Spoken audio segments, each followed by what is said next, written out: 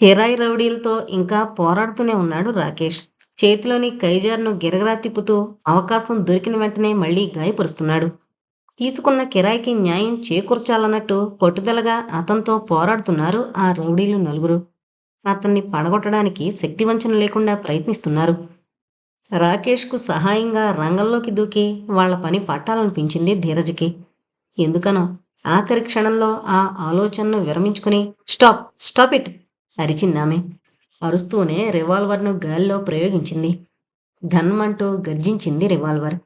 పోరాటాన్ని ఆపి ఎక్కడి వాళ్ళక్కడే నిలబడిపోయారు ఆ రౌడీలు. తన చేతిలోని కైజార్‌ను అవతలకి విసిరి సిగరెట్ వెలిగించుకుంటూ ఒక చెట్టును ఆనుకొని నిలబడ్డాడు రాకేష్.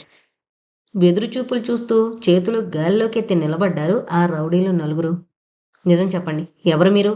మిమ్మల్ని ఎవరు పంపారు? లాకెట్ తెమ్మని మీకు చెప్పిందెవరు? ఉరుములాంటి కంఠంతో అడిగింది ధీరజ. సమాధానం చెప్పకుండా ఒకరి ముఖాలొకరు చూసుకున్నారు ఆ నలుగురు. నిజం చెప్పకపోతే నిర్దాక్షిణ్యంగా మిమ్మల్ని కాల్చేస్తాను. రివాల్వర్ ట్రిగ్గర్ మీద వేలు బిగిస్తున్నట్టు నటిస్తూ వాళ్ళని బెదిరించింది ధీరజ. నిజంగానే బెదిరిపోయారు వాళ్ళు. బలవంతంగా గుటకలు మింగుతూ నోరు విప్పాడు ఒక రౌడీ. మమ్మల్ని ఎవరూ పంపలేదు. అసలు ఆ లాకెట్ ఏంటో మాకు తెలీనే తెలీదు. మేము లోకల్గా ఉండే కిరాయి రౌడీలం.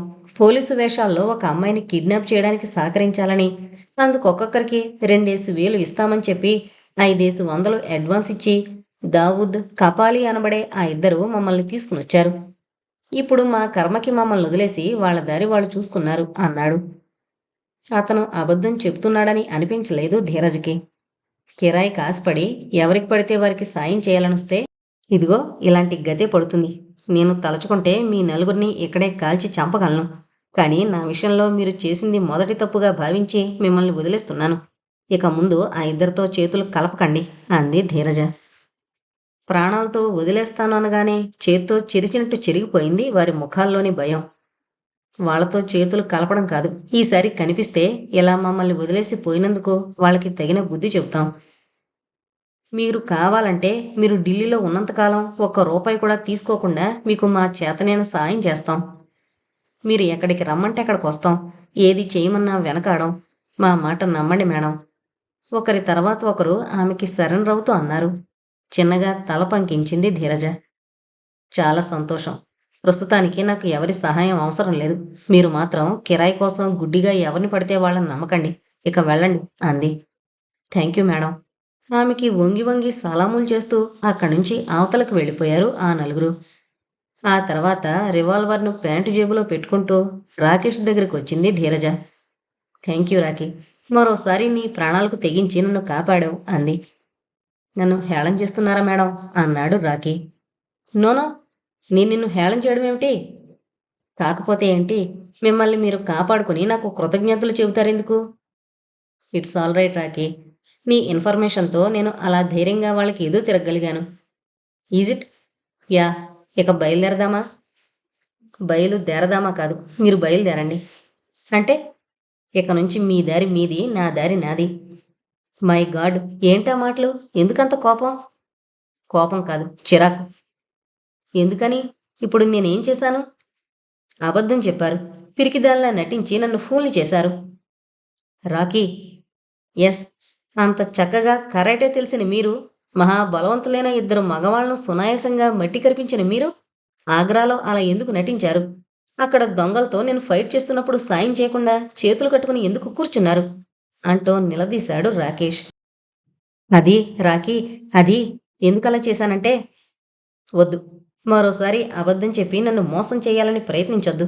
ఆ కారణంగా అబద్ధాలు చెప్పేవారన్నా, నన్ను ఫూల్ని చేయాలనుకునేవారన్నా నాకిష్టం ఉండదు. సో ఇప్పుడు మీరన్నా నాకిష్టం లేదు. గుడ్ బై అంటూ అక్కడి నుంచి వెళ్ళబోయాడు రాకేష్. చటుక్కున అతని చేయి పుచ్చుకుని కదలకుండా నిలబెట్టేసింది ధీరజ. ప్లీజ్ రాకీ, నేను చెప్పేది విను అంది. ఏంటి మీరు చెప్పేది? మరో అబద్ధమే కదా? లేదు, నీతో నిజం చెప్పేస్తాను. నేనెందుకు అబద్ధం ఆడవలసి వచ్చిందో వివరిస్తాను అంది. నిజంగా? ప్రామిస్. అయితే చెప్పండి. మీరెవరు? వాళ్ళు మిమ్మల్ని కిడ్నాప్ చేయడానికి ఎందుకు ప్రయత్నించారు? ఫైటింగ్ తెలిసి కూడా ఆగ్రాలో ఆ దొంగలను ఎదిరించకుండా ఎందుకు ఆగారు? ప్రశ్నల వర్షం కురిపించాడు రాకేష్. నీ శక్తి సామర్థ్యాలను ప్రత్యక్షంగా చూసి తెలుసుకోవాలనే ఆగ్రాలో అలా నటించాను రాకీ. నిజానికి ఆ రోజు ఆగ్రాలో నీతో దెబ్బలు తిన్నవాళ్ళు నిజమైన దొంగలు కాదు. మరి నేను నియమించిన కిరాయి మనుషులు. My god! విస్తుపోయాడు రాకేష్. ఎస్, వాళ్లను ఢిల్లీ నుంచి నేనే రప్పించాను ఆగ్రాకి. నా శక్తి సామర్థ్యాలు తెలుసుకోవడం వల్ల మీకు లాభం ఏంటి? అలా తెలుసుకోవాలని ఎందుకు అనుకున్నారు? అందుకొక కారణం ఉంది. ఏంటా కారణం? నేను ఇండియాలో ఉన్నంతకాలం నాకు ఒక పర్సనల్ సెక్రటరీ కావాలి. నాకు సెక్రటరీగా పనిచేయాల్సిన వ్యక్తికి ఉండాల్సిన లక్షణాల గురించి నన్ను పెంచిన తండ్రి ఒక కవర్ మీద వివరంగా రాసిచ్చాడు. ఆ లక్షణాలు నీలో ఉన్నాయో లేదో తెలుసుకోవడానికే ఏమీ తెలియదానిలా నీ దగ్గర నటించాను. రాత్రి నన్ను సుఖపెట్టమని నిన్ను రెచ్చగొట్టడం కూడా నా నటనలో ఒక భాగమే అంది. My God! అదంతా నటనా? అవును. ఇంతకీ మీ తండ్రిగారు రాసిచ్చిన లక్షణాలు నాలో ఉన్నాయా? సగానికి పైగానే ఉన్నాయి. అందుకే నిన్ను నా సెక్రటరీగా నియమించుకోవాలని నిర్ణయించుకున్నాను. చిన్నగా తల పంకించాడు రాకేష్. వెల్, నాదో చిన్న సందేహం మేడం అన్నాడు. ఏంటది? ఒక టూరిస్ట్ అయిన మీకు సెక్రటరీతో అవసరం ఏమిటి? నేనిక్కడికి వచ్చింది టూరిస్ట్గానే, కానీ రావడం వెనక ఉద్దేశం మాత్రం అది కాదు. మరి ఇంకేంటి మీ ఉద్దేశం? పగ, ప్రతీకారం. అలా అంటున్నప్పుడు ఆమె కళ్ళల్లో ఎరుపు జీరలు ప్రత్యక్షం కావడం గమనించాడు రాకేష్. నా మేనమామ నాగేంద్ర నా తల్లిదండ్రులను పసితనంలోనే నాకు కాకుండా చేసి నా ఆస్తిపాస్తులను సొంతం చేసుకుని అనుభవిస్తున్న ఆ కిరాతకుడి అంతు చూడాలనే నేనిక్కడికి వచ్చాను. మీకు అభ్యంతరం లేకపోతే విషయం ఏమిటో వివరంగా చెప్పండి అన్నాడతను. గాఢంగా నిట్టూర్చి చెప్పడం ప్రారంభించింది ధీరజ. అది రాకేష్ జరిగింది.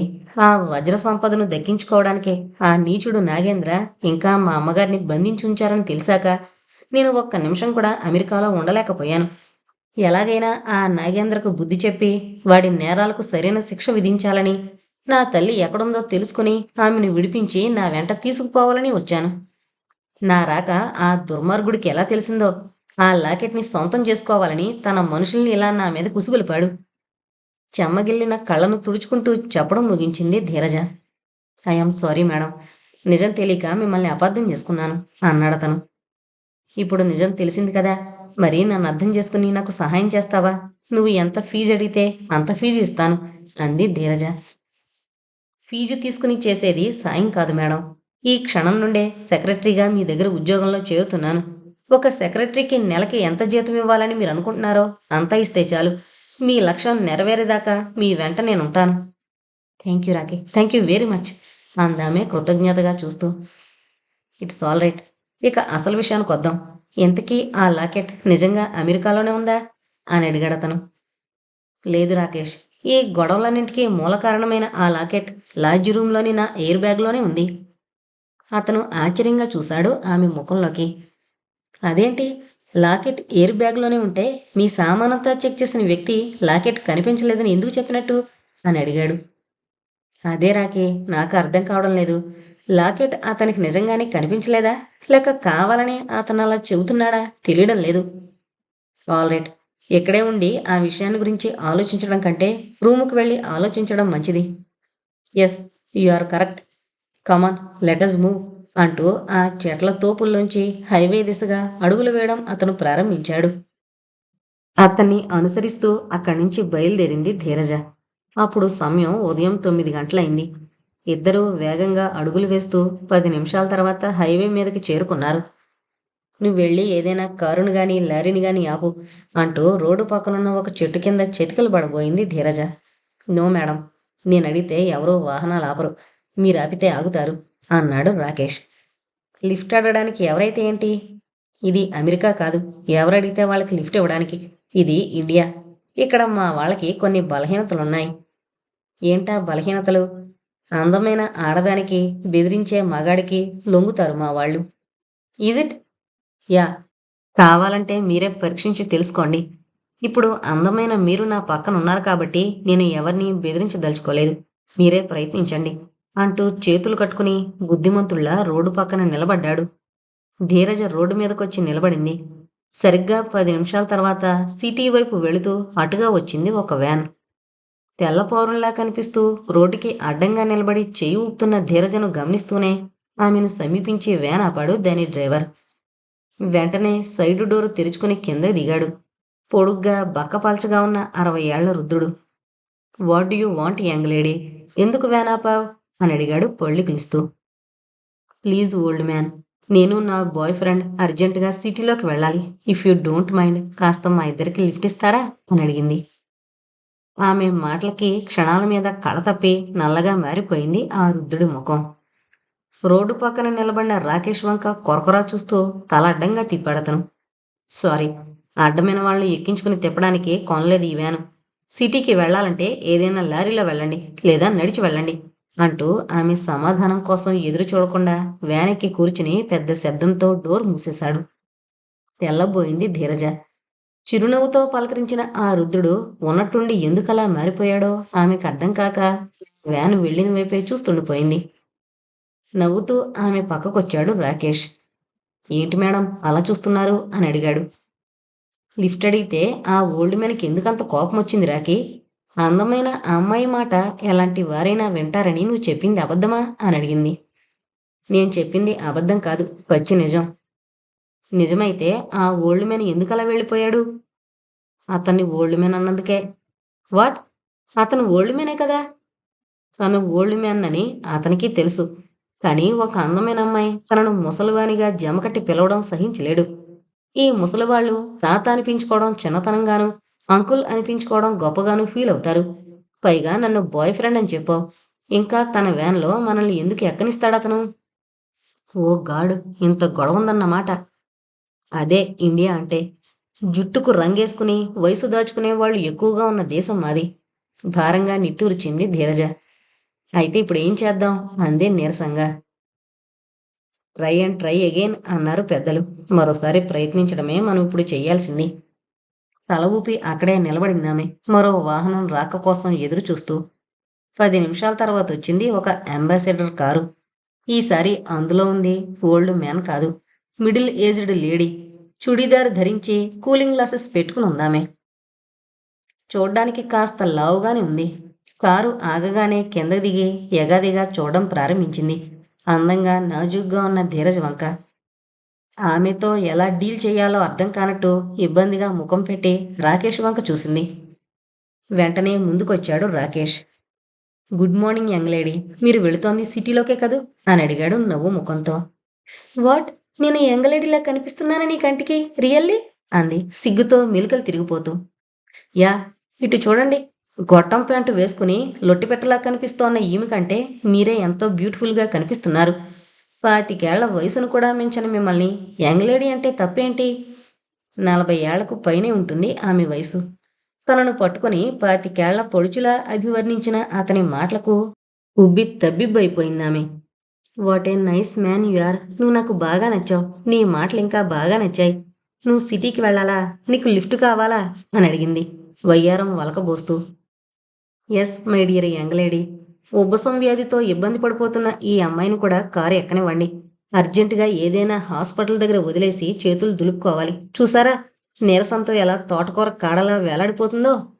ఆల్రెట్, నువ్వు ప్రాధేయపడుతున్నావు కనుక ఆ అమ్మాయిని కారులో ఎక్కించుకుంటున్నాను. అసలే జగ్గు మనుషులంటే నాకు పడదు అంటూ ధీరజను డ్రైవర్ పక్కన కూర్చోమని చెప్పి రాకేష్ను బ్యాక్ సీట్లో తన పక్కన కూర్చోబెట్టుకుందామే. వెన్నులోంచి ఎగదన్నుకొస్తోన్న ఉక్రోషాన్ని బలవంతంగా అదిముంచుకుంటూ డ్రైవర్ పక్కన ఓపిగ్గా కూర్చుంది ధీరజ. వెనక సీట్లో కూర్చున్న ఆ మిడిల్ ఏజ్డ్ లేడీ ద్వంద్వార్థాలు ధ్వనించే మాటలతో, వెకిలి చేష్టలతో రాకేష్ను హింస పెట్టడం వ్యూ మిర్రర్లోంచి గమనిస్తూనే ఉందామె. సరిగ్గా 40 నిమిషాల తర్వాత కారును ఒక హాస్పిటల్ ముందు ఆపించింది ఆ లేడీ.